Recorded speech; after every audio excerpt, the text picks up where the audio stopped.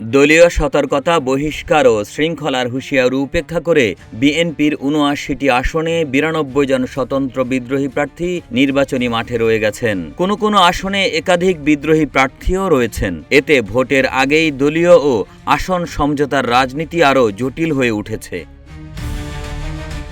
শুরুতে ১১৭টি আসনে বিএনপির প্রায় ১৯০ জন নেতা দলীয় সিদ্ধান্তের বাইরে গিয়ে প্রার্থী হয়েছিলেন। মনোনয়নপত্র বাছাই ও প্রত্যাহার প্রক্রিয়ায় অনেকেই সরে দাঁড়ালেও বড় একটি অংশ এখনও রয়ে গেছেন ভোটের মাঠে।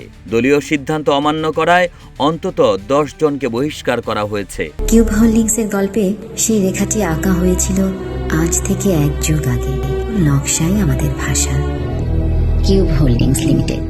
দল থেকে বহিষ্কারের পরও যারা নির্বাচনে থাকার ঘোষণা দিয়েছেন তাদের মধ্যে ব্রাহ্মণবাড়িয়া ২ আসনে রুমিন ফারহানা, পটুয়াখালী ৩ আসনে হাসান মামুন, ঝিনাইদহ ৪ আসনে সাইফুল ইসলাম ফিরোজ, সিলেট ৫ আসনে মামুনুর রশিদ সহ নারায়ণগঞ্জ ৪ ও যশোর ৫ আসনে একাধিক প্রার্থী রয়েছেন।